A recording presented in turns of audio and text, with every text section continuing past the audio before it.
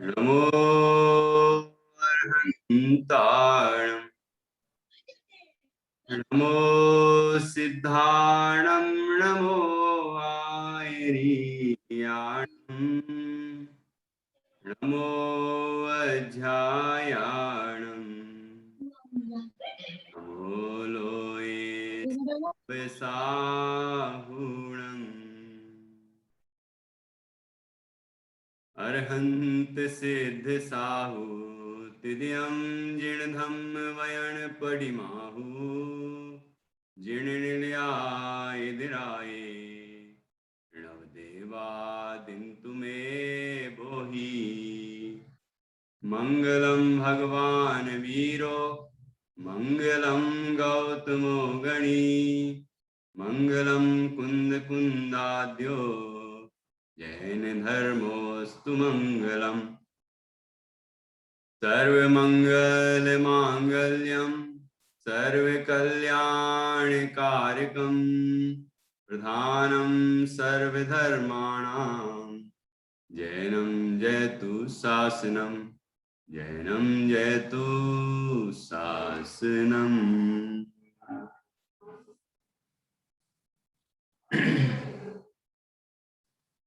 कविवर पंडित भागचंद जी द्वारा रचित यह महावीर अष्टक स्तोत्र है और आज इसके अंतिम काव्य पर हम चर्चा करेंगे। 7 काव्य हो चुके हैं जिसमें हमने भगवान महावीर के केवल ज्ञान की महिमा, उनकी वीतरागता की महिमा, उनकी हितोपदेश का स्वरूप और उनसे प्रवाहित जिनवाणी रूपी गंगा की विशेषताओं को समझा और हमने ये भी समझा कि जिनेंद्र भगवान की भक्ति की भावना करने वाला वह मेंढक किस तरह भावना मात्र से, पूजन की भक्ति की भावना मात्र से स्वर्ग को प्राप्त हो गया। तो यहाँ पंडित जी ने कहा जब भाव, पूजन के भाव से वह स्वर्ग को प्राप्त हो गया तो जो भगवान जिनेंद्र का सच्चा भक्त है, जो उनकी आज्ञा को मानता है, जो उनके बताए हुए मार्ग पर चलता है, वह यदि मोक्ष को प्राप्त कर ले तो इसमें कौन से आश्चर्य की बात है, अर्थात कोई आश्चर्य की बात नहीं है। और भगवान महावीर को कामादि विकारों से मुक्त बताया कि जिस काम विकार से सारी दुनिया पीड़ित है और जिसने तीनों लोकों को जीत लिया है, ऐसा जो विकार है उसको भगवान महावीर स्वामी ने कुमार अवस्था में ही जीत लिया था और वो निर्विकार हो गए थे। ऐसे भगवान महावीर स्वामी हम सबके नयन पथगामी हों, अर्थात हमें मुक्ति का मार्ग दिखाएं, ऐसी भावना इसके अंदर प्रकट की गई है। तो 7 काव्य हो गए हैं। अपन 7 काव्यों का एक बार पाठ करते हैं और इसमें जो बात आपको नहीं समझ में आई हो, जैसे कि आपने कल कहा था कि कौन कौन से काव्य में कोई बात आपको अभी खटक रही है, नहीं बैठ रही है पूरी, तो आप पूछेंगे और उसका समाधान करने के बाद फिर अपन 8वें काव्य को यहाँ पूर्ण करेंगे। सभी ध्यान से पढ़ें, ठीक है? इसको हम पढ़ते हैं। यदि ये चैतन्य मुकुरेव भावाश्चिदचिता समं भान्ति ध्रुव्य व्ययजनिलसन्तोऽन्तरहिता जगत साक्षी मार्ग प्रगटन परो भानुर्व्यो महावीर स्वामी नयन पथगामी भवतु में। अभी अभी मेरे मन में ऐसा विचार आया कि मैं पढ़ूं उसके बजाय एक एक पद, एक एक श्लोक आपसे पढ़वाया जाए, और फिर उसमें कोई उच्चारण में अशुद्धि हो रही होगी तो उसको दूर किया जाए तो वो ज़्यादा लाभदायक रहेगा। इसलिए आप लोगों से एक एक करके मैं पढ़वाने वाला हूँ और आप उसको पढ़ें। कल भी कहा था कि अच्छे से सीख के आना है और फिर कोई दिक्कत होगी तो आप पूछना। तो एक एक काव्य के लिए तैयार हो जाएं। हाँ जी, पहला काव्य अंशिका पढ़ेगी। पढ़ो। यदि ये चैतन्य मुकुर एव भावा चिद चिदा अभी आवाज नहीं। सभी लोग ध्यान से सुनेंगे और जो गलती हो, आपकी पेंसिल हो तो ठीक है उससे निशान लगा लें, नहीं तो ध्यान इनने कौन से शब्द को पढ़ने में गलती की है। जैसे अभी पढ़ा भ्रांति, तो ये भ्रांति शब्द का उच्चारण किया है तो आप ध्यान रखें कि कोई शब्द यदि वो गलत बोलते हैं तो उनका हमें सुधार कराना है। इससे ये भी पता चलेगा कि आप गलती नहीं कर रहे, मतलब जो पकड़ लेगा गलती मतलब वो गलती नहीं करेगा वो वाली। तो हमें गलती करना नहीं है और दूसरे की गलती भी सुधार देना है। ठीक है, इस तरह से हम पाठ करेंगे। हाँ जी, तो महावीर अष्टक का ये आज अपन पूर्ण करेंगे महावीर अष्टक, और कल से भक्तामृत स्तोत्र को प्रारंभ करेंगे। तो अभी पहला काव्य अंशिका यहाँ से पढ़ेंगी, आप सभी ध्यान से सुनेंगे और उसमें कोई गलती होगी तो आप सुधारेंगे। हाँ जी, अंशिका पढ़िए।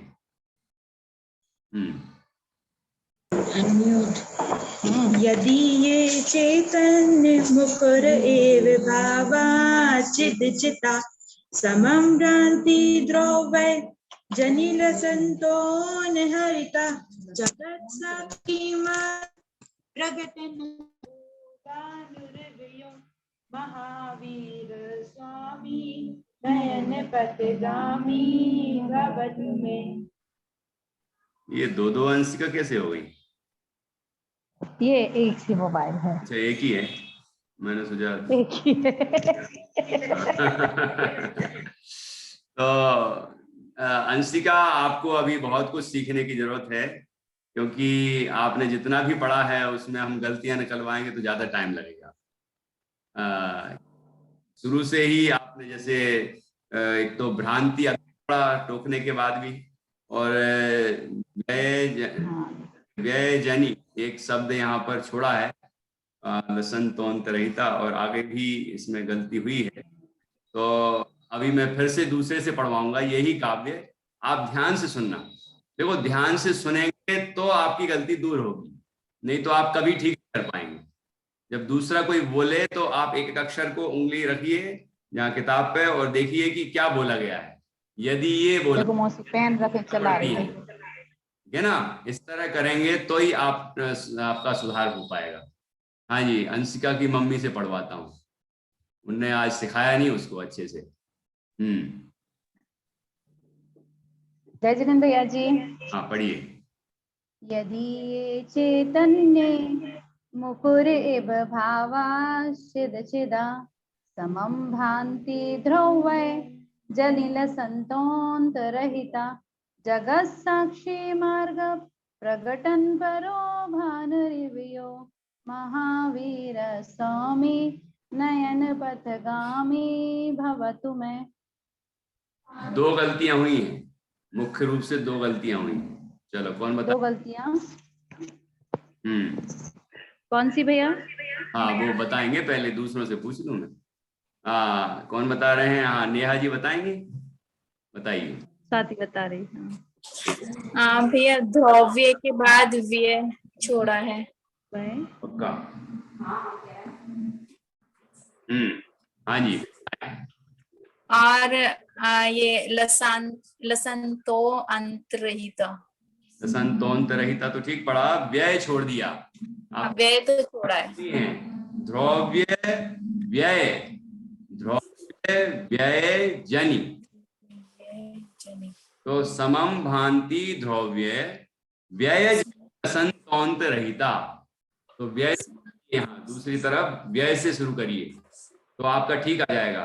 समम भांति ध्रुव्य व्यय जनि लसन तौंत रहिता, इस तरह पढ़। ठीक है, एक। और दूसरा, हाँ, पहली पंक्ति का आखिरी पद चिद चिता, तो आपने पढ़ा चिद चिदा, चिद चिता, चिता है ना, ता है ये दा, ता है ना, ता तलवार का, तो ता पढ़ना है, चिता। ठीक है, तो ये दो बातें।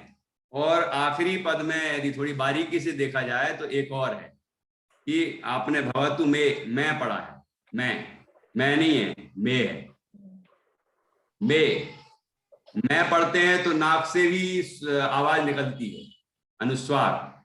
लेकिन में पढ़ते हैं तो जैसे वो इंग्लिश का में होता है ना, मे आई कम इन वाला में, वो अर्थ अलग है, नहीं तो आप सोचो उच्चारण की बात कर रहा हूं, उसमें में होता है, तो ऐसी में है ये, में मतलब मेरे, ठीक है, मेरे, तो मेरे नयन पथगामी हो, इस तरह की भावना भाई है। तो आप ये उच्चारण ठीक करें, और दूसरे लोग भी यदि उच्चारण गलत कर रहे हैं तो वो भी सुधार लें। पहला हुआ, अब दूसरा। भैया ये जनी के बाद वाला वर्ड मेरे को भी बता दो, मैं शायद गलत बोल रही हूँ। और वो बीच में क्या बना हुआ है? हाँ, वो अवग्रह चिन्ह है, उसको बोलते हैं अवग्रह चिन्ह, उसको पढ़ा नहीं जाता है, पढ़ते नहीं है, बस वो ये प्रतीक है कि वहां आ साइलेंट है, मतलब आ से संधि हुई है, विसर्ग की आ से संधि हुई है। जब अपन जैसे छोटा आ होता है, ह्रस्व आ, तो एक एस जैसा चिन्ह बनाते हैं, उसको अवग्रह चिन्ह कहते हैं। और यदि बड़ा आ से संधि हुई हो तो दो बनाते हैं, तो कभी आपने संस्कृत में दो भी देखने में सकते हैं। ठीक है, तो ये उस आ का प्रतीक है, पढ़ा नहीं जाता है वो, उसको लसन तोंत रहिता, लसन तोंत, तोंत तोंत तोंत, आ नहीं पढ़ रहे अपन, तोंत रहिता। ठीक है, लसन तोंत रहिता, ऐसे पढ़ना। चलिए, बहुत अच्छा। दूसरा काव्य देखेंगे। पहले का अर्थ भी पूछते जाएं क्या? किसी को अर्थ में कोई डाउट है? इसके पहले में कोई कह रहा था कि पहले श्लोक में कोई अर्थ की दिक्कत है, किसी को हो तो बोल देना। चलिए आगे बढ़िए। दूसरा काव्य पढ़ेंगी। अंशिका की चाची हैं क्या वो? अस्मी जी, हाँ जी, पढ़िए। अताम्याया चक्षु कमलयुगलम् स्पन्दरहितं जनन् गोपापायं प्रकटिभ्रान्तरमपि स्फुटं मूर्तिर्यस्य पश्यमितिमयीवातिविमला महावीर स्वामी नयन पथगामी भवतु मे। दो आखिरी की दो लाइनें बिल्कुल शुद्ध पढ़ी हैं, प्रारंभ लाइनों में 3 गलतियां हैं। कौन बताएगा 3 गलतियां? अतम्याम, हाँ, तो आप ही ने खुद पकड़ ली पहली गलती। अताम्रम, क्या पढ़ना है? अताम्रम, म्रम, ब्रह्म या चक्षु फिर से पहला शब्द तो वही तो गलत हो रहा है। पहला बोलिए, पहला शब्द अताम्र, अताम्र, अताम्रम, अताम्रम, हाँ, अताम या चक्षु कमल युग, यच्चक्षु, यच्चक्षु, यच अदचा है ना, या नहीं है, यच है, यच चक्षु।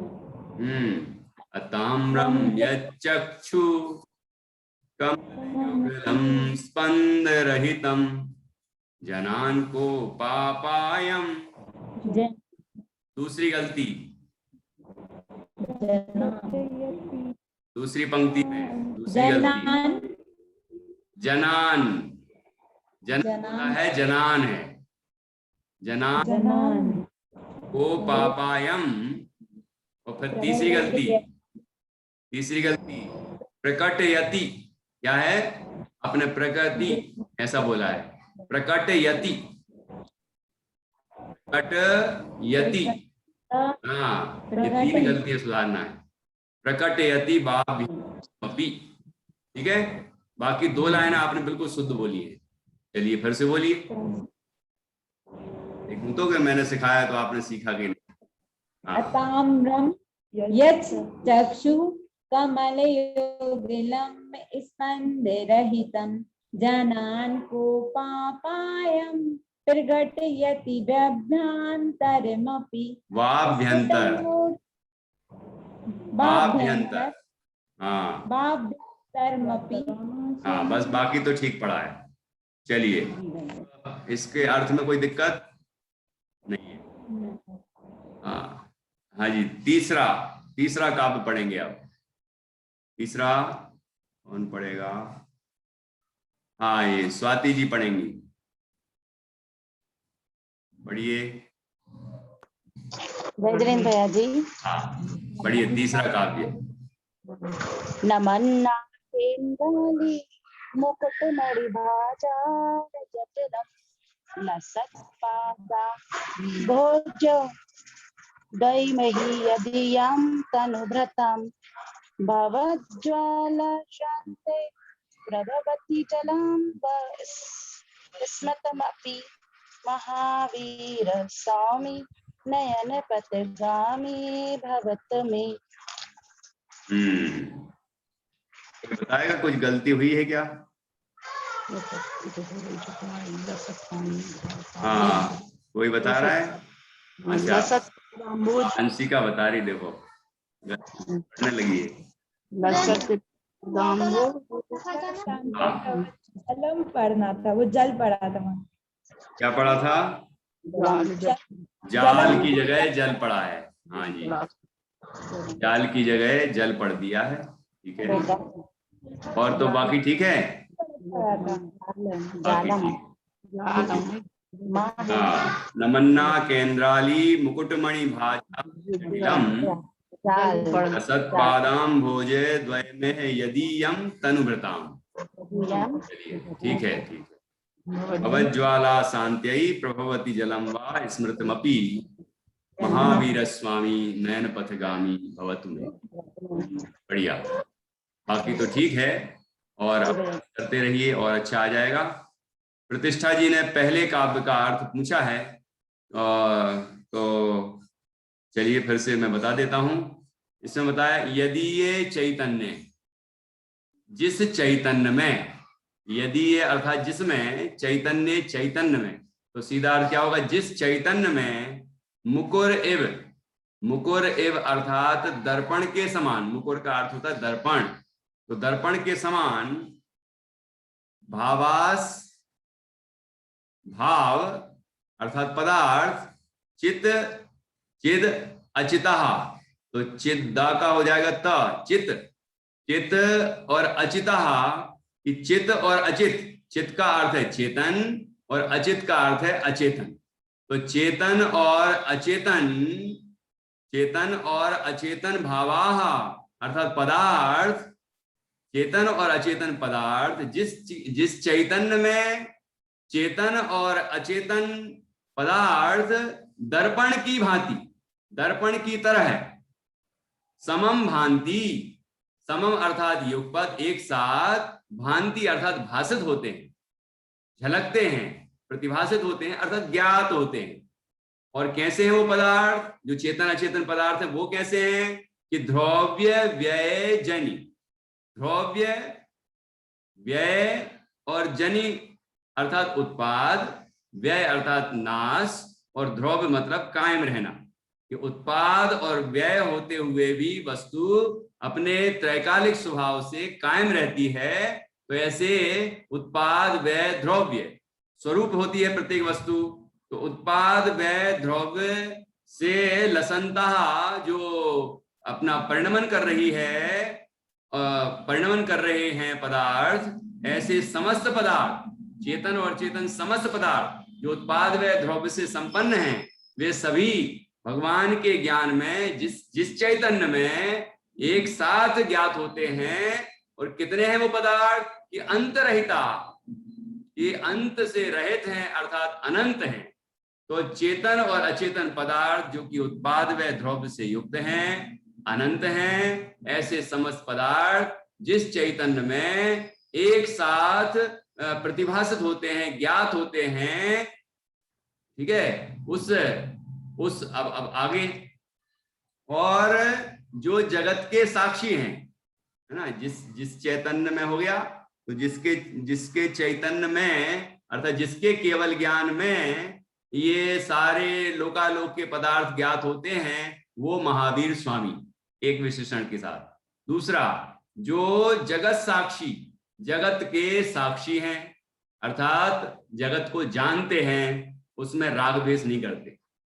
मार्ग प्रकटन परहा, मार्ग प्रकटन परहा अर्थात मार्ग को जो प्रकट करने वाले हैं, मोक्ष मार्ग को जो बता देते हैं, ठीक है, कैसे बताते हैं? भानु एव, सूर्य के समान, जैसे सूर्य जैसे जैसे पदार्थ होते हैं वैसे वैसे पदार्थों को दिखा देता है, रास्तों को दिखा देता है, ऐसे ही भगवान जिनेंद्र जैसा मुक्ति का मार्ग है वैसा का वैसा जगत के सामने प्रकट कर देते हैं, ठीक है ना। यो मतलब यह, यो से यो का विच्छेद करेंगे तो यह अर्थात जो, तो जो आपको पहले बता दिया, जो जगत के साक्षी हैं और मार्ग को प्रकट करने वाले हैं, मोक्ष मार्ग को बताने वाले हैं, ठीक है, ऐसे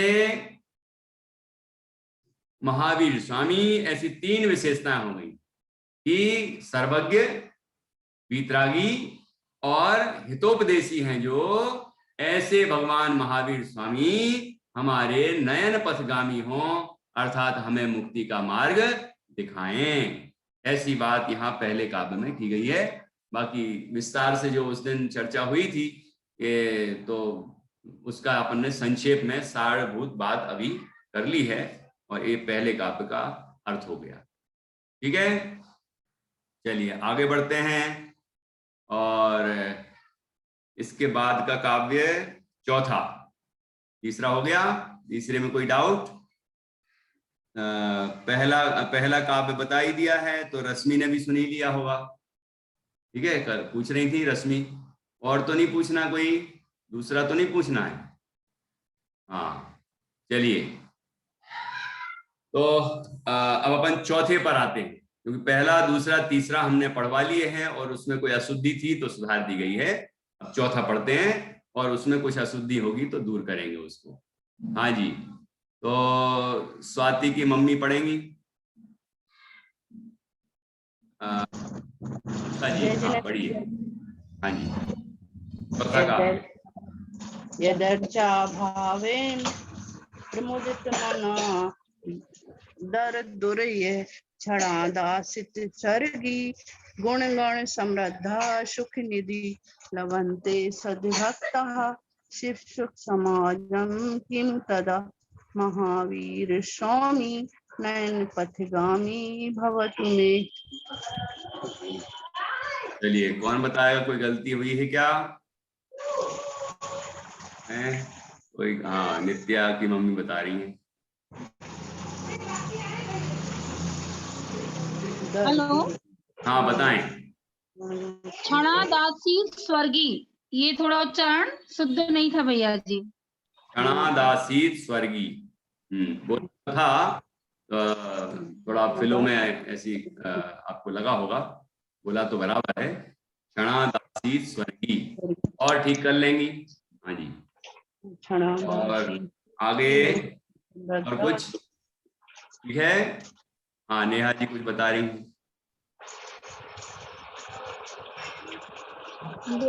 एक तो लास्ट ये वर्ड है ना, की मुत द, तो क्या बोलना चाहिए? अच्छा, आप पूछ रही हैं कि बता रही हैं? जल्दी बताओ। नहीं सही नहीं बोला, मेरे को भी नहीं पता, मैं भी पहली बार पढ़ रही हूँ, पर इन्होंने की दा करके बोला था। हाँ, किमु तदा, ठीक बोला है। हाँ। किमु तदा, तो केमु नहीं है, किमु ही है, वो उन्होंने ठीक बोला है, किमु तदा, ठीक है। क्या आश्चर्य है। इसमें वो मेंढक वाली कहानी भी सुनाई थी आपको, है ना? दरदुर का अर्थ होता है मेंढक, मेंढक वाली, हाथी वाली। हाँ, श्रेणिक राजा और मेंढक वाली, ठीक है। समूह महावीर मान के समूह करण। बिल्कुल बिल्कुल वही। तो आगे बढ़ते हैं अब। अगला 5वां काव्य। 5वां काव्य पढ़ेंगी सानवी की दादी मंगला जी अकोला से। जय जगन्नाथ। हाँ जी जय। कनक स्वर्णाभासो जपगत तनोर्ज्ञान निवहो विचित्रात्मा पेखो नृपति वर सिद्धार्थ तनया अजन्मापि श्रीमान विगत भवरागोद्भुत गति महावीर स्वामी नयन पथगामी भवतु मे। हाँ जी अब बताएं किसी ने कोई गलती पकड़ी हो तो। किसी ने हाँ कुछ गलती पकड़ी हो तो बताएं जल्दी से। नहीं गलती नहीं है मतलब बहुत बढ़िया पढ़ा है, शुद्ध पढ़ा है और लय भी बिल्कुल जोरदार, बहुत बढ़िया से पढ़ा है। कोई गलती नहीं हुई उसमें। हाँ जी अब इसमें कहीं भी आपको लगे, बार बार नहीं पूछूंगा मैं, कोई अर्थ आपको लगे तो आप पूछते जाना, लगे ठीक है। हाँ जी अब निरंजन जी दादाजी आप पढ़ेंगे 6वां काव्य। यदि यावा गंगा विविध नय कल्लोल विमला बृहज्ञानाम्भोभिर्जगति जनतां या स्नपयति इदानीमपेशा बुधजनमरालये परिचिता महावीर स्वामी नयन पथगामी भवतु मे। बताइए भाई। अरे तालियां बजने लगी, मतलब परफेक्ट, बहुत बढ़िया, बहुत अच्छा पढ़ा आपने, बिल्कुल शुद्ध और लय तो कमाल की है, आवाज सुन के ही आनंद आ रहा है, बहुत बढ़िया। हाँ जी अब ये 6वां हो गया और कुछ पूछना हो तो पूछते जाना। अभी फिर मैं पूछूंगा है ना, 8वां काव्य होने के बाद मैं भी पूछूंगा, ध्यान रखना। हाँ जी अब इसके बाद 7वां काव्य कौन पढ़ेंगे? नित्या की मम्मी पढ़ेंगी, पढ़िए। हाँ देवारोद्रेक त्रिभुवन जयी काम सुभटाः कुमारावस्थाया मपि निज बलाद्वेन विजिताः स्फुरन् नित्यानंद प्रसम पद राज्याय सजिनो महावीर स्वामी नयन पथगामी भवतु मे भवतु नः। ठीक है। हाँ जी कोई गलती नोट की किसी ने? हाँ बताइए। स्वाति जी बोलिए। हाँ जिना को उन्होंने जिनो बोला। हाँ हो सकता है उनकी किताब में जिनो लिखा हो। वो लिखा है। हाँ मैंने देखा है कहीं कहीं लिखा रहता है, वो विषय को ओ कर दिया गया है तो संधि के हिसाब से कर दिया। बाकी जिनाह ज्यादा प्रसिद्ध है, ये पाठ ज्यादा प्रसिद्ध है जिनाह, तो हम लोग भी जिना ही पढ़ते हैं। बाकी कहीं मैंने देखा है जिनो भी लिखा रहता है, तो आपकी गलती नहीं है। ठीक है हाँ जी ओके। इसके बाद बढ़ते हैं आगे और हाँ कुछ पूछना हो तो पूछते जाएंगे। चलिए अब अपन 8वें काव्य की तरफ बढ़ते हैं। गलती तो नहीं हुई इनकी और कुछ? सही पढ़ा बिल्कुल। बाकी किसी ने कोई गलती नोट की हो, कुछ लगा हो? जिनो तो ठीक है, हो गया जिना।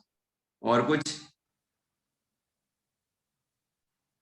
बढ़िया पढ़ा, बहुत अच्छा पढ़ा, बहुत बढ़िया। ओके चलिए अब आगे बढ़ते हैं। 8वां काव्य महामोहातंक महामोहातंक प्रशमन परा कस्मिन् भिषक् महामोहातंक प्रशमन परा कस्मिन् भिषक्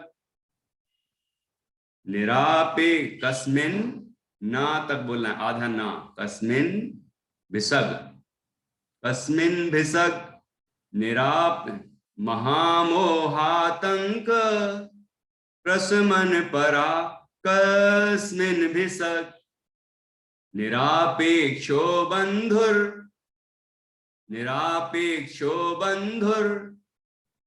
ठीक है, विदित महिमा मंगल करा, विदित महिमा मंगल करा शरण्यः साधूनां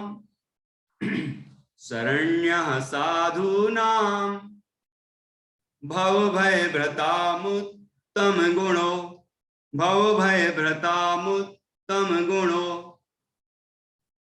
ठीक है, महावीर स्वामी नयन पथगामी भवतु मे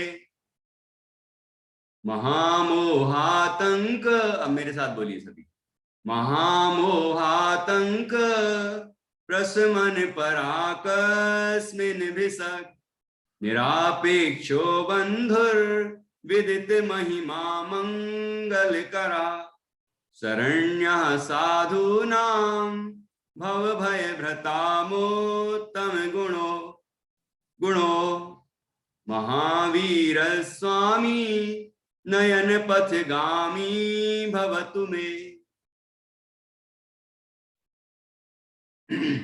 महामोहातंक, महामोह रूपी आतंक, कहीं कहीं अंतक भी लिखा रहता है, महामोहांतक, मोहांतक। ठीक है, तो मोह प्लस अंतक ऐसा भी लिखा रहता है, अंतक। तो दोनों के अर्थ बताऊंगा, कहीं ये पाठांतर मिलता है। तो महामोह, मोह तो अपन ने 80वीं गाथा से लेकर बहुत जगह इसको समझा है कि जैसा है वैसा नहीं मानना और जैसा नहीं है वैसा मानना, वह मोह है। जो अपना है उसे अपना नहीं मानना, जो अपना नहीं है उसे अपना मानना मोह है। हम आत्मा हैं, अपने को आत्मा नहीं मानना, अपने आप को शरीर वाला मानना, ये मोह है। सुख आत्मा में है लेकिन आत्मा में सुख नहीं मानना, सुख परद्रव्यों में मानना, भोगों में मानना, वह मोह है। मोह का अर्थ मिथ्यात्व है। ठीक है, उल्टी मान्यता। मोह महामद पियो अनादि, भूल आपको भरमतवादी। तो ऐसा मोह रूपी ऐसा महामोह रूपी अंतक, अंतक का अर्थ होता है रोग, और आतंक, मोहातंक, आतंक लिखा है, संधि विच्छेद करेंगे तो आतंक। तो मोह, महामोह का आतंक मतलब उसकी जो पीड़ा है, उससे उत्पन्न हुई जो पीड़ा है, तकलीफ है। तो दो अर्थ हो गए। अंतक लिखा हो तो अंतक का अर्थ रोग होता है, बीमारी होती है। तो महामोह रूपी अंतक अर्थात रोग, और यदि आतंक लिखा हो मोहातंक, मोहातंक, तो उसका संधि विच्छेद होगा मोह प्लस आतंक। तो वहां आतंक का मतलब तो समझते ही हैं, आतंकवादी होते हैं, आतंक पैदा करने वाले, मतलब तकलीफें, दुख पैदा करने वाले। तो यहाँ दुख तकलीफों को उत्पन्न करने वाला है महामोह। महामोह हमारे अंदर महान दुखों को उत्पन्न करता है, पीड़ाओं को उत्पन्न करता है। सारी तकलीफों की, सारे दुखों की जड़ ये मोह ही है, महामोह। ठीक है, तो उसको प्रशमन परहा, उसको शांत करने वाले, उसको नष्ट करने वाले, उसको दूर करने वाले हैं कौन? कि भगवान महावीर स्वामी। कैसे महामोह रूपी आतंक को समाप्त कर देते हैं, ऐसे महामोह रूपी रोग को दूर कर देते हैं। तो रोग भी विशेष रूप से ठीक बैठता है। क्यों बैठता है? क्योंकि आगे लिखा है कस्मिन् भिषग, कोई वैद्य, भिषग का अर्थ होता है वैद्य, तो कोई वैद्य के समान है जो महामोह रूपी अंतक को अर्थात रोग को दूर करने वाले हैं, शांत करने वाले हैं, शमित करने वाले हैं। ऐसे भगवान महावीर स्वामी हैं। हमने ये जो सनत कुमार चक्रवर्ती की कहानी सुनी थी ना, मुनि अवस्था में उनको जो बीमारी होती है, कोढ़ होता है, और उसकी बीमारी का उपचार लेकर वह देव वेश बदल के आता है, लेकिन बार बार मुनिराज से कहता है कि हमारे पास आपकी बीमारियों की दवा है, रोगों को दूर करने की दवा है। तो वो कहते हैं, क्या तुम्हारे पास जन्म मरण के रोग को दूर करने की दवा है? क्या तुम्हारे पास मोह राग द्वेष विकारी भावों को दूर करने की दवा है? यदि हो तो दे दो, क्योंकि बीमारियां तो यही हैं, तकलीफ रोग तो यही हैं। तो वो कहता है, महाराज ये उपचार तो हमारे पास नहीं है, ये उपचार तो आपके पास है, इसका इलाज तो आपके पास है, और नतमस्तक हो जाता है। तो भगवान महावीर स्वामी महामोह रूपी अंतक अर्थात रोग को दूर करने वाले हैं, महामोह रूपी पीड़ा को, तकलीफों को दूर करने वाले कोई वैद्य के समान, कोई वैद्य के समान दोनों जगह बैठेगा, कोई दिक्कत नहीं। तो इस तरह भगवान को वैद्य कहा। इसलिए मैंने एक बार कहा था कि हमारे सर्वोत्कृष्ट वैद्य भगवान महावीर स्वामी हैं।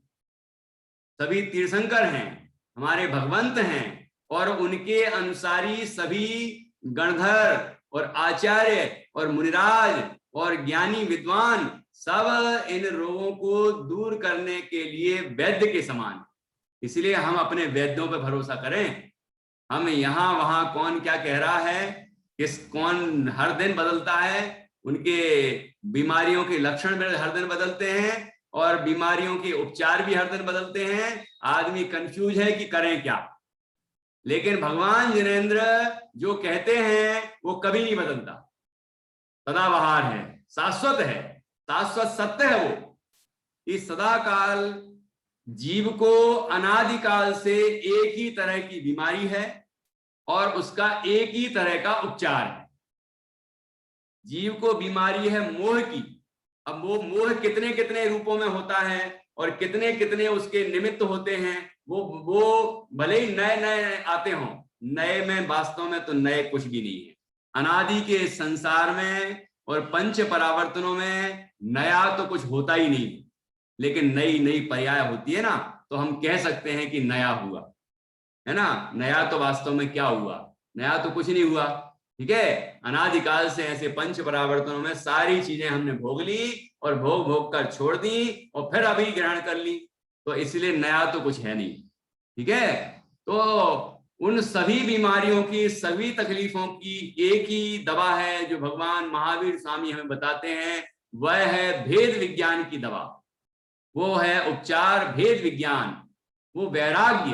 भेद विज्ञान और वैराग की जो शक्ति है, वो शक्ति हमें सारे दुखों से मुक्त करती है। समय सारणी में निर्जरा अधिकार में ये बात बताई है, ज्ञान और वैराग की अद्भुत क्षमता बताई है, ठीक है। तो इसको बताने वाले हमारे महान वैद्य, कोई वैद्य के समान है भगवान महावीर स्वामी। पहला बिंदु, पहली विशेषता उनकी बताई। दूसरा, निरापेक्षो बंधुर। तो बंधुर रा की रेफ है, वो विसर्ग बन जाएगी यहाँ, तो बंधु हो जाएगा, बंधु, ठीक है। निरपेक्षो, ओ की मात्रा भी हटेगी, संधि विच्छेद होगी, तो निरापेक्षः बंधु, निरपेक्ष बंधु। निरपेक्ष का मतलब है निर प्लस अपेक्ष। अपेक्ष अर्थात अपेक्षा। अपेक्षा मतलब दूसरे से कोई अपेक्षा रखना, उम्मीद रखना कि कोई व्यक्ति हमारे लिए कुछ करेगा, तो ऐसी अपेक्षा करना किसी चीज की, तो वो कहलाता है अपेक्ष, सापेक्ष। लेकिन अपेक्षाओं से रहित हो तो वो निरपेक्ष कहलाता है। तो निरपेक्ष बंधु हैं, बंधु अर्थात मित्र हैं, हमारे परिवारजन भी कह सकते हैं। निरपेक्ष बंधु हैं, हमारे भला करने वाले हैं। ऐसे निरपेक्ष मतलब कोई अपेक्षा नहीं। जैसे कि हम लोगों को अपने बच्चों से भी कोई ना कोई अपेक्षा होती है, अपने परिवारजनों से भी कोई अपेक्षा होती है, समाज से, देश से, सबसे कोई अपेक्षाएं होती हैं। तो हम तो अपेक्षाओं से सहित होकर कोई ना कोई काम करते हैं। लेकिन भगवान जिनेंद्र ऐसे हैं जिनको किसी से कोई अपेक्षा ही नहीं है, केवल देना जानते हैं वो कि हे भव्य जीवो, तुम तो ये मोक्ष मार्ग लो और इस पर चलो और परम आनंद को पाओ। हमें तुमसे उसके बदले में कुछ नहीं चाहिए कि तुम हमारे हाथ जोड़ोगे, तुम्हारी पूजा पाठ करोगे, तुम हमारी कोई यश गाओगे, ये कुछ नहीं है। हम भले ही गाएंगे, भक्ति आएगी तो हम गाएंगे जरूर, लेकिन भगवान को अपेक्षा नहीं है। भगवान को अपेक्षा नहीं है कि कोई द्रव्य चढ़ाए। भगवान के लिए चढ़ाते हैं हम, भगवान के लिए चढ़ाते हैं। क्यों रश्मि? भगवान को चढ़ाने जाते हैं हम कि ये भगवान को देने जा रहे हैं, वो गुल्लक में डालते हैं, भगवान को देते हैं। भगवान को यदि देते हैं सोचते हैं हम, तो हमें भगवान का स्वरूप ही नहीं मालूम। ना हम भगवान को चढ़ाते हैं मतलब उनको देने के लिए, ना ही हम भगवान के लिए वो धन वगैरह जो देते हैं वो भगवान को देते हैं, वो भगवान को कुछ नहीं देते। ठीक है, फिर क्या है ये कि हम उनके सामने त्यागने की भावना प्रकट करते हैं। ये भोग सामग्रियों के प्रतीक हैं। आठों चीज, आठों द्रव्य भोग सामग्रियों के प्रतीक बनाकर और हम उनके सामने त्यागने की भावना भाते हैं। ठीक है, जैसे आपने सिद्ध पूजन का छंद पढ़ा हो, यदि याद हो, जल पिया और चंदन चर्चा, मालाएं सुरभित सुमनों की, पहनी तंदुल से व्यंजन, दीपावलियों की रत्नों की, सुरभि धूपायन की फैली, शुभ कर्मों का सब फल पाया। आकुलता, ये आठों द्रव्य हो गए, है ना। आकुलता फिर भी बनी रही, क्या कारण जान नहीं पाया। जब दृष्टि पड़ी प्रभु जी तुम पर, जब दृष्टि पड़ी प्रभु जी तुम पर, मुझको स्वभाव का ज्ञान हुआ। सुख नहीं विषय भोगों में है, तुमको लख यह सद ज्ञान हुआ। तो अब क्या करते हैं?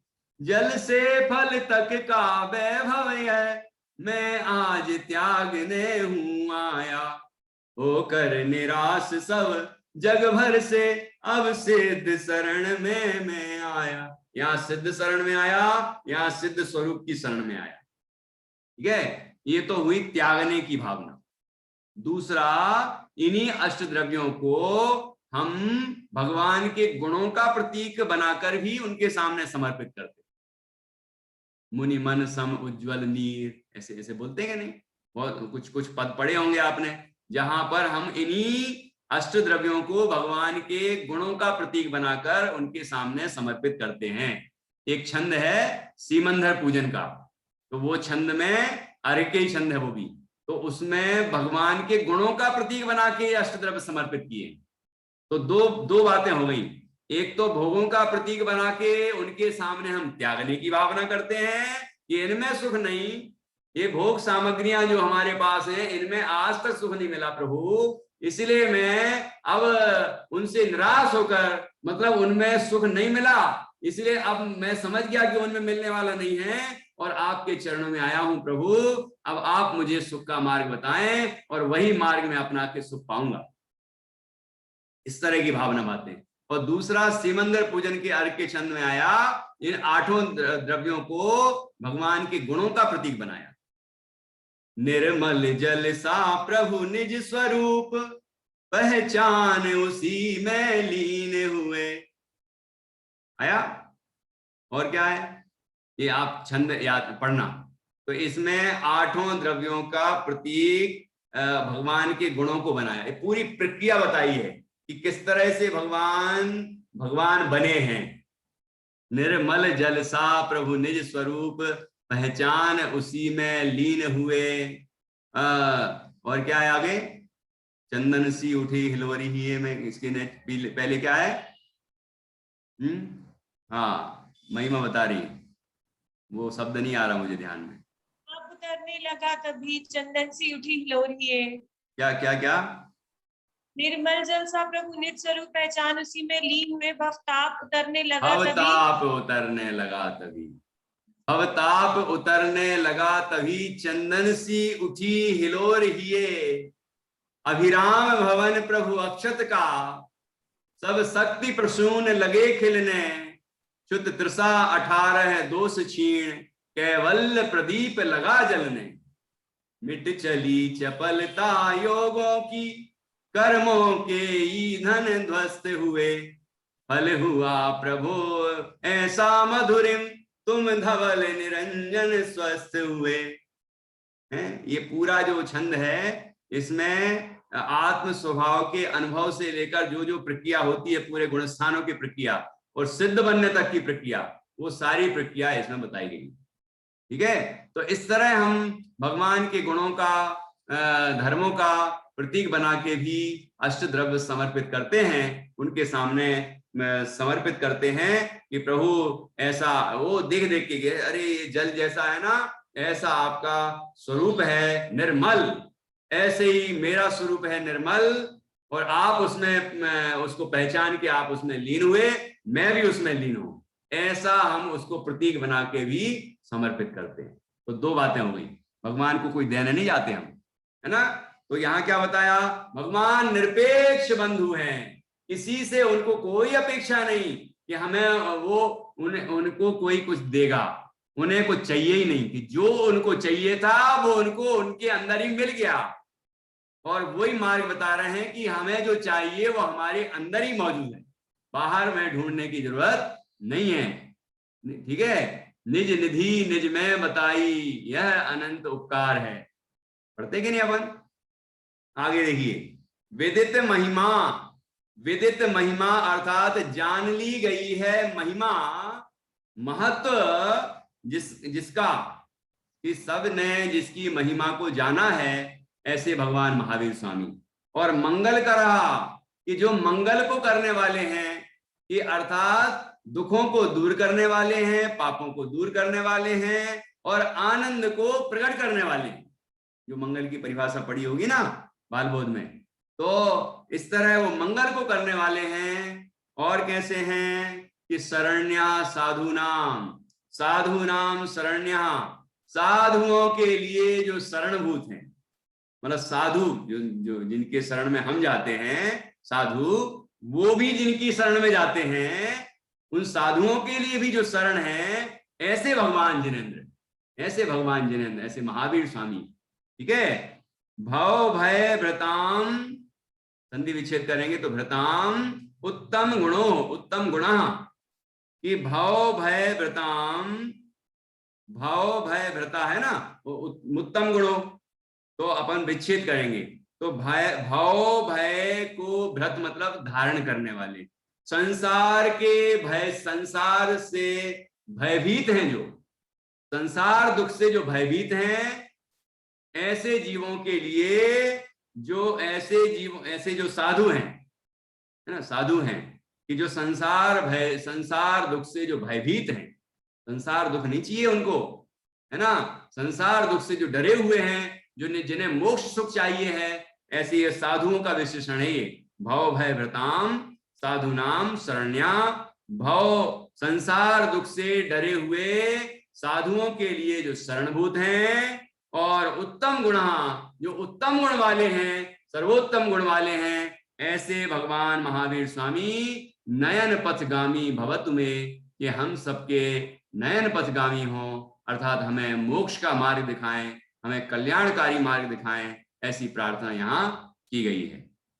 ठीक है, तो इस तरह भगवान महावीर की अनेक विशेषताएं बताई, और उन्हें एक महान वैद्य बताया, उन्हें निरपेक्ष बंधु बताया, और महान महिमावंत बताया, मंगल को करने वाले बताया, और संसार दुख से डरे हुए साधुओं के लिए शरणभूत बताया, और उत्तम गुण वाला बताया। ऐसे महान गुणों से युक्त भगवान महावीर स्वामी से प्रार्थना की है कि वो हमें मुक्ति का मार्ग दिखाएं, हमें कल्याण का मार्ग दिखाएं, आनंद का रास्ता दिखाएं। हम इस तरह की भावना यहाँ भाई गई है। तभी एक साथ पढ़ेंगे। महामोहातंक प्रशमन पराकस्मिन् भिषग, निरापेक्षो बंधुर विदित महिमा मंगलकरा शरण्या साधूनां भवभयव्रतामोत्तम गुणो महावीर स्वामी नयन पथगामी भवतु मे। अब इसके बाद अनुष्टुप छंद है, ठीक है। अनुष्टुप छंद है, इसकी लय अलग है। वो जो अपन ने परमानंद सूत्र में पढ़ी थी ना लय, वो है महावीराष्टकम स्तोत्रम भक्त्या भागेन्दुना कृतम या पठेत् शृणुयात् चापि स याति परमां गतिम्। महावीराष्टकम स्तोत्रम, महावीराष्टकम स्तोत्रम भक्त्या भागेन्दुना कृतम, भक्त्या भागेन्दुना कृतम यह पठे, पठे क्या है ना, पठे शृणु, शृणु छाते का छा है तो क्षणु, वो री वाली री होता है ना, री उसकी मात्रा है, री की मात्रा। तो पठे शृणु, पठे शृणु, पठे शृणु, ठीक है। या चापी, या चापी आधा चा है फिर चापी है ना, या चापी स याति परमां गतिम। अब देखना, महावीराष्टकम स्तोत्रम, महावीराष्टक स्तोत्र को भक्त्या अर्थात भक्ति से, भक्ति से भागेन्दुना कृतम, भागेन्दु इंदु का अर्थ होता है चंद्र, इंदु चंद्रमा का पर्यायवाची है, तो इंदु का अर्थ होता है चंद्र और भाग लगाएंगे तो भाग चंद्र, भाग चंद्र। तो कौन ने लिखा है? भागचंद जी, कविवर ने, कविवर पंडित भागचंद जी ने लिखा है। तो भक्ति से भागचंद जी के द्वारा कृतम अर्थात किया गया है, लिखा गया है महावीराष्टक स्तोत्र। अब जो लिखा तो उनके द्वारा गया है ना, पंडित जी ने लिखा है ये महावीराष्टक स्तोत्र। अब हमें क्या फायदा उससे? तो लिख रहे हैं यह मतलब जो पठेत, संधि विच्छेद करेंगे, पठेत चा का ता हो जाएगा, पठेत अर्थात पढ़े, पढ़े, और श्रुणुयात, श्रुणुयात हो जाएगा। तो श्रुणुयात मतलब सुने, श्रुणुयात सुने, ठीक है। च अपि, च मतलब और, तो पठेत पढ़े, च अर्थात और, श्रुणुयात अर्थात सुने, जो उसे पढ़े और सुने, सुने, अपि मतलब भी, स याति परमां गतिम, वह याति मतलब प्राप्त होता है, परम गति को, परमां गतिम अर्थात परम गति को प्राप्त होता है। परम गति अर्थात पंचम गति अर्थात सिद्ध अवस्था अर्थात मोक्ष को प्राप्त होता है, अर्थात परम आनंद को प्राप्त होता है। ऐसी भावना यहाँ पर बताई गई है। हम सभी इस पाठ को अच्छी तरह से पढ़ें, इस पाठ को अच्छी तरह से सुनें, इसका भाव समझें, इसका मर्म समझें और मोक्ष की प्राप्ति करें, ये भावना यहाँ प्रकट की है। और वो वैसा हम करेंगे तो निश्चित रूप से उसका आनंद हम सभी को मिलेगा, उसका जो फल है वह हम सभी को प्राप्त होगा। देखो इसमें कोई सांसारिक भावना है क्या? परम गति मोक्ष होती है, मोक्ष की भावना है। जैन दर्शन के किसी भी स्तोत्र में आपको सांसारिक वस्तुओं की भावना नहीं मिलेगी, ठीक है। और जिसमें मिलती है मतलब वो जैन दर्शन की के अनुरूप वह स्तोत्र नहीं है, ठीक है। कि ये बात लिखी हो, वर्णन किया हो कि उससे स्वर्ग भी मिल जाता है, धन भी मिल जाता है, संपदा भी मिल जाती है क्योंकि पुण्य बनता है ना, तो वो कोई बात अलग है। लेकिन इसके उद्देश्य से वो भक्ति करेगा ऐसा नहीं हो सकता। मिलता है कामदम मोक्षदम चैव ओंकाराय नमो नमः, देखा ना, जो काम अर्थात पंचेंद्रिय के भोग अनुकूलताओं को भी प्रदान करता है, स्वर्गादिक को प्रदान करता है, और मोक्षदम चैव मोक्ष को प्रदान करता है ना। ऐसा ये ओमकार है, भगवान जिनेंद्र का उपदेश है। तो इसमें दोनों रास्ते बताए हैं, लेकिन दोनों रास्ते के मतलब दो रास्ते नहीं है। जो मोक्ष के लिए प्रयास करता है उससे स्वर्ग तो अपने आप वैसे ही मिल जाता है। यदि वो थोड़ा सा भी ढीला पड़ा मोक्ष के लिए तो वो स्वर्ग में ही जाएगा। है जो 5 पांडवों में से नकुल और सहदेव थोड़े से ढीले पड़े, थोड़े से परिणाम डिगे तो कहां पहुंच गए? सर्वार्थ सिद्धि में पहुंच गए। तो वो थोड़ी कठिन काम है। जो 4 कोस चल सकता है उसे 2 कोस चलना कठिन है क्या?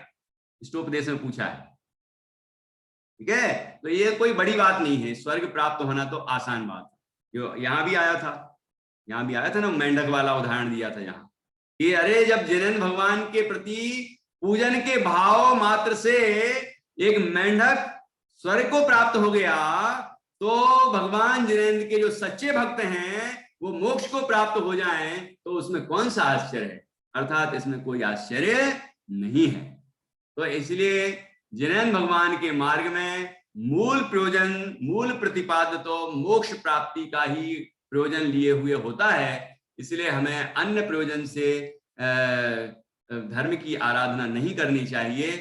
हम मोक्ष के भावना से ही धर्म की आराधना करें। जब मोक्ष नहीं होगा तो स्वर्ग तो अपने आप होना है।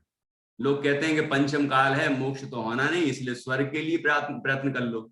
जो स्वर्ग के लिए प्रयत्न करेंगे उन्हें स्वर्ग भी होना मुश्किल है ना। मोक्ष के लिए प्रयत्न करें, मोक्ष की भावना भाएं, उसी तरह की अपनी श्रद्धा बनाएं, है उसी तरह का अभ्यास करें। वो शेर सोचता यदि कि मोक्ष तो होना नहीं तिरंज गति से, तो अपन सम्यक दर्शन क्यों प्राप्त करें?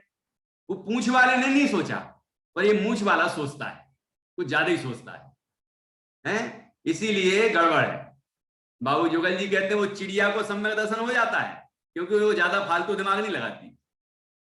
वो जटायु को सम्यक दर्शन हो गया, आलतू फालतू दिमाग नहीं लगाती, और ये दिमाग लगाता है। क्या पता ये जो उपदेश दे रहे हैं ना भगवान, इनका ही कोई प्रयोजन हो, इनको अनुयायी बढ़ाने हो, ऐसा दिमाग लगाता है। ये मुनिराज जो हमें हमारे हित की बात कह रहे हैं, क्या पता इनका फायदा हो रहा हो इनमें। ये पंडित जी हमें ये पढ़ा रहे हैं, ये सिखा रहे हैं, क्या पता इनका ही फायदा हो। तो भैया हमारा भी तो फायदा है। हम आपके साथ चर्चा करेंगे तो मेरा भी तो फायदा होगा, मेरे परिणाम भी उज्जवल होंगे, मेरा ज्ञान भी मंझेगा, मेरा भी फायदा है। कई लोग मेरे फायदे मुझे गिनाने लगते हैं, ये नहीं बताएंगे मुझे क्या फायदा होगा। ये बताएंगे पंडित जी आपका रिवीजन हो रहा है, आपको आपका धर्म हो रहा है, आपके परोपकार की भावना हो रही है, आपको बड़ा फायदा है इसमें।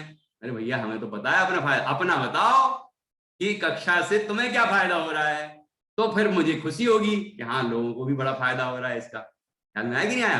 तो क्या कह रहे हैं कि हमें जिनवाणी में जीव के कल्याण का ही मार्ग बताया है। जीव मोक्ष को प्राप्त करे, सबसे ऊंचा उद्देश्य ही लिए हुए होती है जिनवाणी का हर उपदेश। इसलिए नीची बात तो जिनवाणी में करते ही नहीं, नीचा उद्देश्य तो रखते ही नहीं। सबसे ऊंचा उद्देश्य पूर्णता के लक्ष्य से की गई शुरुआत ही सच्ची शुरुआत है। अब पूर्णता के लक्ष्य से जो शुरुआत करता है, प्रयत्न करता है, उसको यदि अपूर्णता रह जाती है तो स्वर्गाधिक अपने आप होते ही हैं। चक्रवर्ती और ये जो राजा महाराजा जो कुछ भी वैभवशाली होते हैं, ये सब वही लोग होते हैं, ऐसे पुण्यशाली ही होते हैं। इसलिए उसकी कामना से हमें नहीं काम करना है, हमें तो मोक्ष की ही भावना से, पवित्र भावना से आराधना करनी है। स्वाध्याय, भगवान की भक्ति, पूजन जो भी करें, धर्म ध्यान, उसका उद्देश्य आत्म कल्याण हो, मोक्ष की प्राप्ति की भावना हो। ऐसा होगा तो ही हमारा कल्याण होगा। इस तरह से हमने ये महावीर अष्टक पूर्ण किया। अभी यदि किसी को कोई सवाल हो इससे संबंधित, आज के श्लोक से संबंधित, तो आप मुझे पूछ सकते हैं, फिर अपन ये चर्चा को यहाँ पूर्ण करेंगे। टाइम तो थोड़ा हो गया ज्यादा, लेकिन पूछ लीजिए। हाँ जी पंडित जी, 8वां श्लोक की पहली लाइन जो है, हाँ, महामोहातंक प्रशमन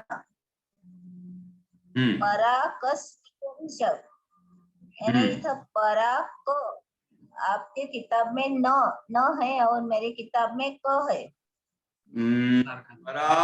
पराकस्मिक विषय,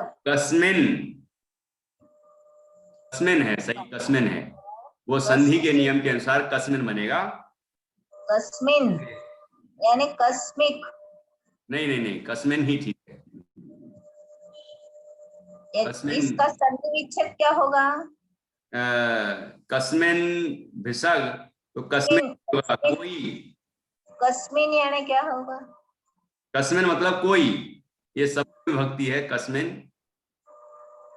तो कस्मिन ही होगा। और भिषग ये वैसी संधि नहीं हुई है कि कस्मित हो या कुछ हो, ये तो बस वहां जुड़ गया है और उसके साथ मात्रा लग गई है, क्योंकि वो ना जो है वो हलंत वाला है ना, तो उसके साथ उसको जोड़ दिया है बस, बाकी कोई संधि नहीं है उसमें। कोई विषक मतलब वैद्य है। विषय यानी ख्याल में आया वैद्य, लेकिन ये इतना नहीं समझ रहा था मुझे। कस्मिन, कस्मिक, कस्मिक विषय, कस्मिक शब्द तो नहीं होता, कस्मित, कस्मित भी नहीं होता। संधि का और कुछ विशेष होगा तो अपन और देख लेंगे, बाकी तो अर्थ में तो कोई दिक्कत नहीं, उच्चारण भी वही सही है, कस्मिन ही आना चाहिए। और बहुत सारी किताब में, मेरे यहाँ जो किताब, बहुत सारे किताब में क है।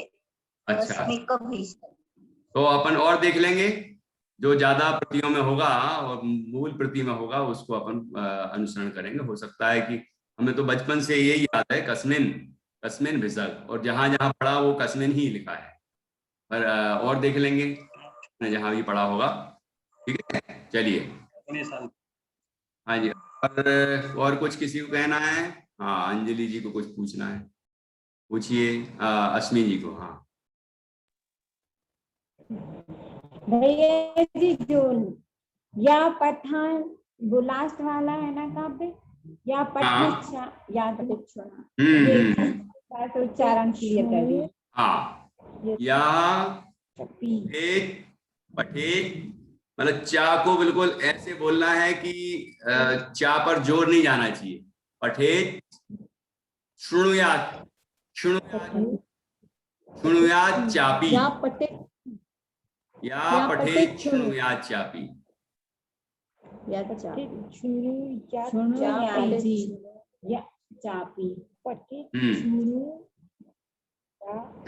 चापी, या चापी। हाँ, सायाति परमांगति। ठीक है, ओके, चलिए। और इसी से पढ़वाऊं क्या? जिनमाणी स्तुति आज कौन बोलने वाला है? क्या आई है, लगता है कि जिनमाणी स्तुति बोलने के लिए। हाँ ठीक है, तैयार है ना? और बाकी ना वैसे समय 8:15 से 9:15 ही है, तो ऐसा ना समझे कि हम टाइम बढ़ा देंगे। तो वैसे शुरू होते होते 8:25 तक हो जाते हैं, तो जुड़ते नहीं हैं। तो और आज वो मैं आपकी गलती नहीं बता रहा हूँ, कि हो रहा है, आज पूरा करना है, इसलिए थोड़ी देर हो गई है, बाकी अपने टाइम से ही पूरा करेंगे। हाँ जी, मंगला जी और निरंजन जी एक एक श्लोक पढ़िए जरा, तो और कुछ सब लोगों को उच्चारण करने में और सुविधा रहेगी।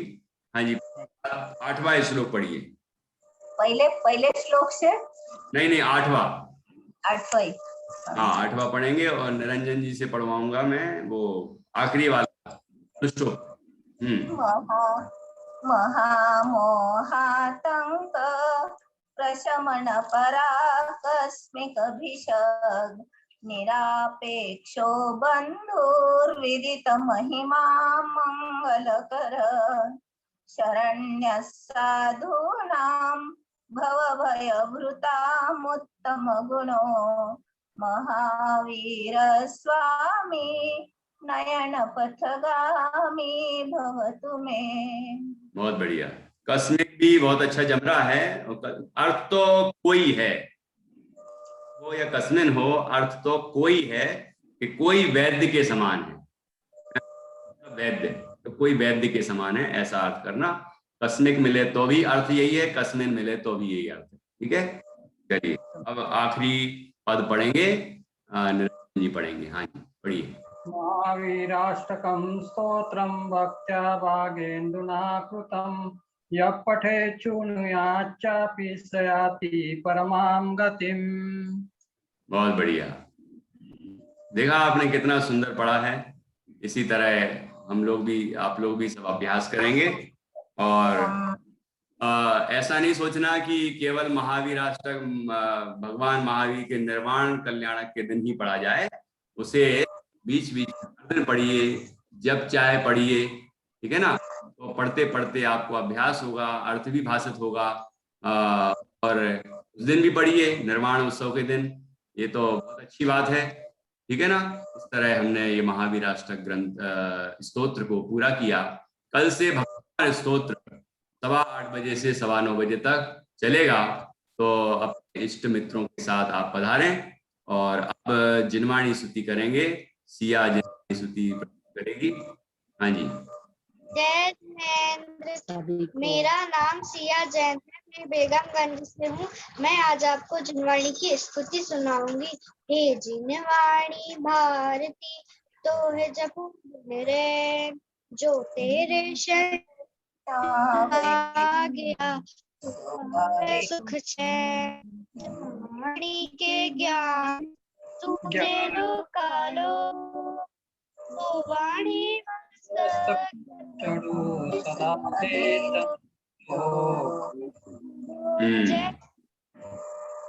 अगली बार पूरी स्तुति याद करना। ये मिथ्यात्म नाश में वाली स्तुति है ना, ये पूरी स्तुति यहाँ से शुरू होती है। और ये जो 2 पद आपने बोले हैं, आखिरी पद, ठीक है। या पूरा याद करना उसको। चलिए, बहुत बढ़िया। अब अपन सभी कायोत्सर्ग करेंगे और इस तरह हमारी क्लास यहाँ पूर्ण हो जाती है।